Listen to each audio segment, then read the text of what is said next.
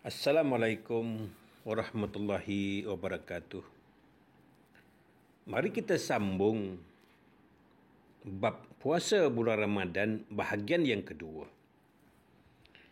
Muslimin-muslimat, para pendengar yang budiman sekalian, hadis mengatakan seringan-ringan berpuasa di bulan Ramadan itu adalah menahan lapar dan dahaga.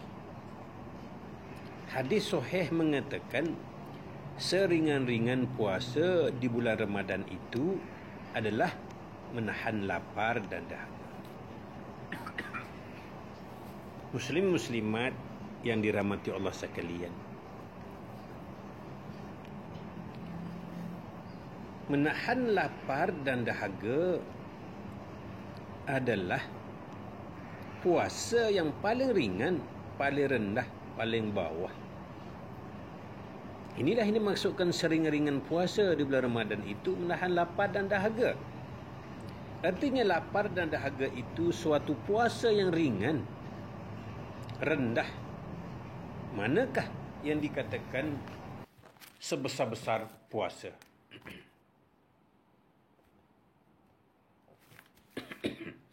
Manakah yang dikatakan puasa yang besar, puasa yang tinggi, puasa yang afdol? Kita sekarang sedang mengerjakan puasa yang paling ringan, paling rendah, paling bawah. Masing-masing mengejar yang kecil. Kenapa tuan-tuan ini tidak sedar-sedar, tidak insaf mengambil akan pengajian? Mana yang dikatakan puasa yang besar?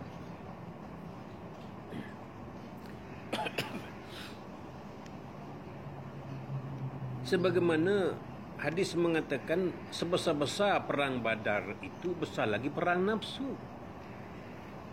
Begitu juga dengan hadis ini. Menahan lapar dan dahaga itu puasa yang ringan. Mana puasa yang besar? Muslimin muslimat yang dirahmati Allah sekalian, para pendengar yang budiman, kalau setakat menahan lapar dan dahaga,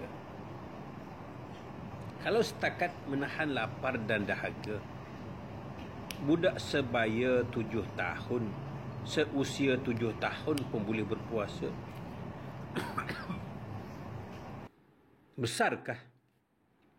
Besarkah puasa itu jikalau budak 7 tahun, kanak-kanak 7 tahun pun boleh berpuasa sebagaimana kita?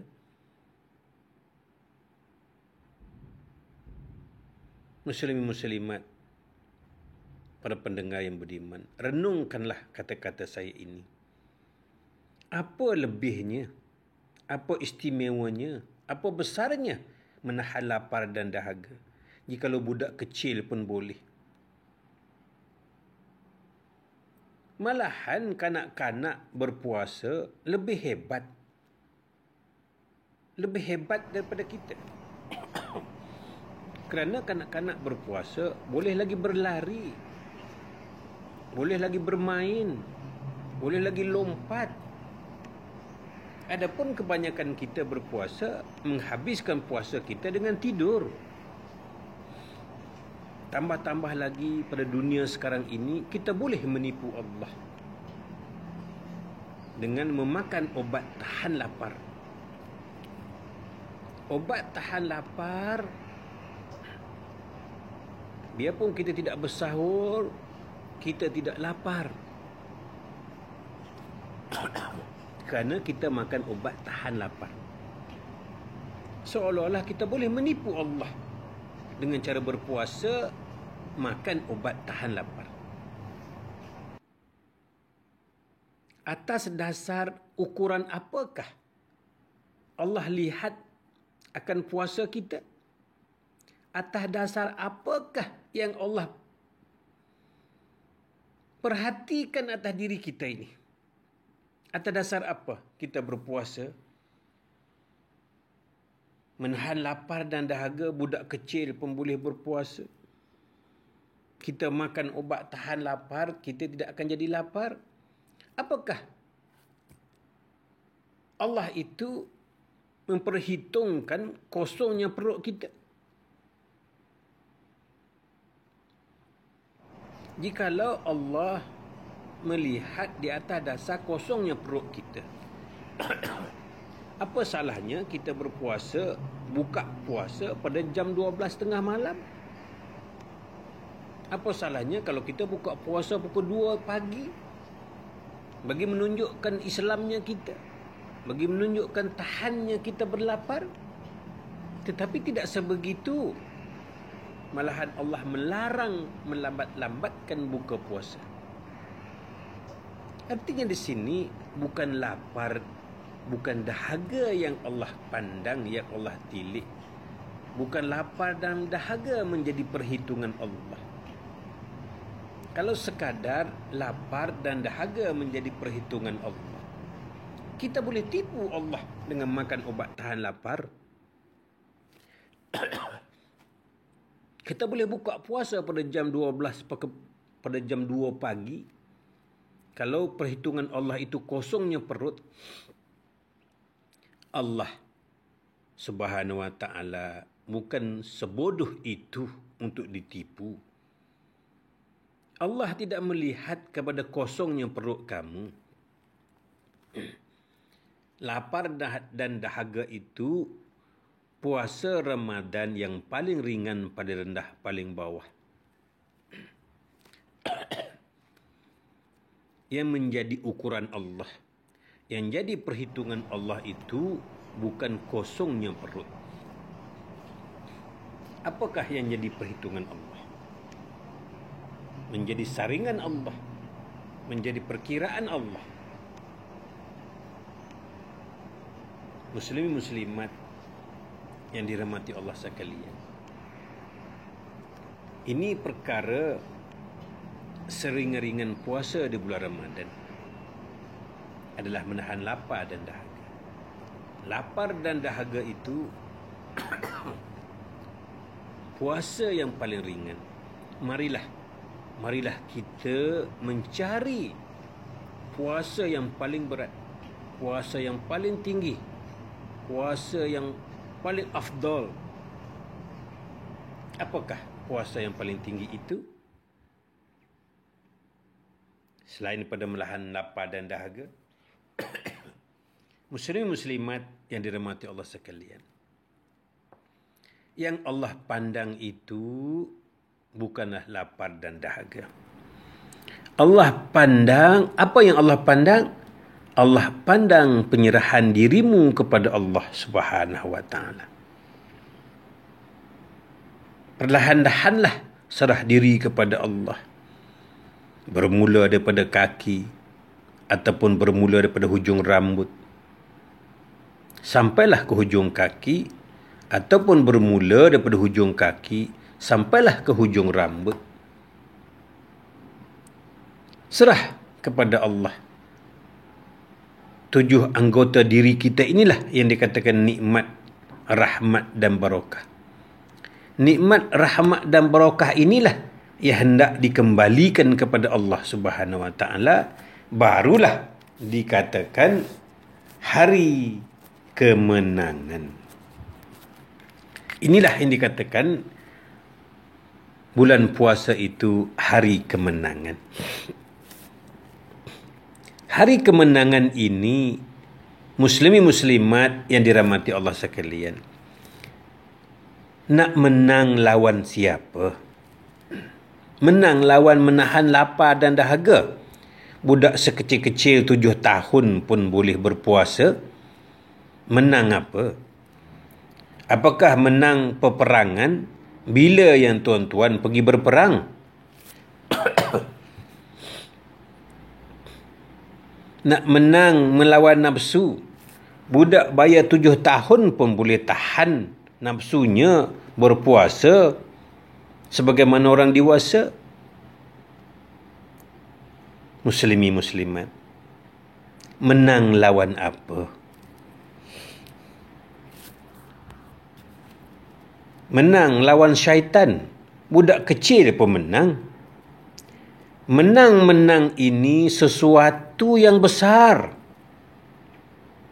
Contohnya kemenangan. Kita peringkat sekolah daerah lawan sekolah daerah-daerah yang lain di peringkat negeri, kita menang. Ini yang dikatakan menang. Kita dalam darjah 6 buat ujian peperiksaan, kita dapat nombor 1, baru kita menang. Baru dikatakan kemenangan. Jikalau semuanya dapat nombor 1, apa yang besar, apa yang menang? Kalau kita berlawan lomba lari, kalau semuanya dapat nombor 1, apakah dikatakan menang? Kita berlomba lari, bermain sukan di sekolah. Kalau semuanya dapat nombor 1, apakah tuan-tuan dikatakan menang? Apakah tuan-tuan dikatakan juara? Juara itu hanya 1 orang, baru dikatakan juara. Pemenang itu hanya 1 orang, baru dikatakan menang. Kita menghadiri cabutan bertuah. Lalu nombor kita yang naik. Lalu diisytiharkanlah pemenang cabutan bertuah pada hari ini dimenangi oleh nombor sekian. Itu artinya menang. Menang ini juara. Juara ini hanya 1. Jadi kita nak menang apa dalam melawan bulan Ramadan ini? Nak menang apa? Nak menang lawan nafsu. Budak kecil pun sama menang dengan kita. Orang lain pun boleh menang, boleh puasa. 1000 orang berpuasa, 1000 oranglah menang. Menang-menang ini juara. Menang-menang ini benda yang besar, benda yang tinggi. Apa yang menang? Kalau orang lain menang menahan lapar dan dahaga. Kita menang kerana berjaya menyerah 7 anggota kepada Allah. Kita menang dalam menyerahkan anak bulan ke dalam ibunya bulan. Kita menang menyerah anak bulan masuk ke dalam ibu bulan sehingga tidak lagi terlihat anaknya bulan, melainkan kelihatan ibunya bulan. Kita sudah berjaya menyerah diri kepada Allah, menyerah 7 anggota kepada Allah, dan berjaya menang melihat Allah, memandang Allah Subhanahu wa ta'ala. Aku tidak lagi terlihat keberadaan diriku, melainkan fa'aina ma tuwallu fasamma wajhullah. Melainkan mana ku hadapkan mukaku, disitulah wajah Allah. Wa huwa ma'akum aina ma kuntum. Kemanapun aku, disitulah keberadaannya Allah Subhanahu wa ta'ala. La mawjud bil haqqi illallah.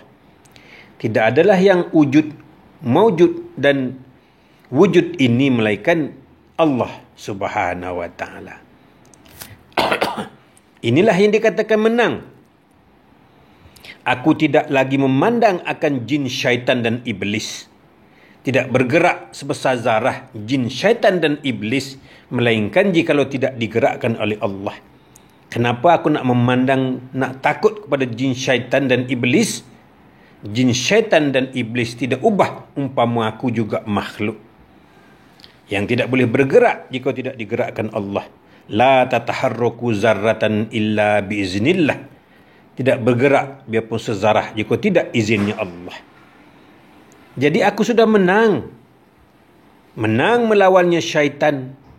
Sesungguhnya syaitan itu tidak boleh bergeraknya sendiri, melainkan digerakkan oleh Allah. Kenapa aku nak menyalahkan syaitan? Kenapa aku nak melihat syaitan? Tidak berkuasa syaitan itu.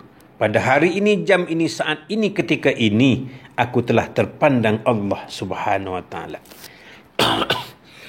Aku telah masukkan makhluk ke dalam ibu. Aku telah masukkan anak bulan ke dalam ibu bulan. Aku telah masukkan makhluk ke dalam Allah Subhanahu wa taala. Aku tidak lagi terlihat, terpandang, tertilik akan makhluk, melainkan aku pandang, aku lihat, tertilik Allah Subhanahu wa taala lah, akan la maujud bil haqqi ilallah. Tidak adalah yang wujud dalam dunia ini melainkan Allah Subhanahu wa taala.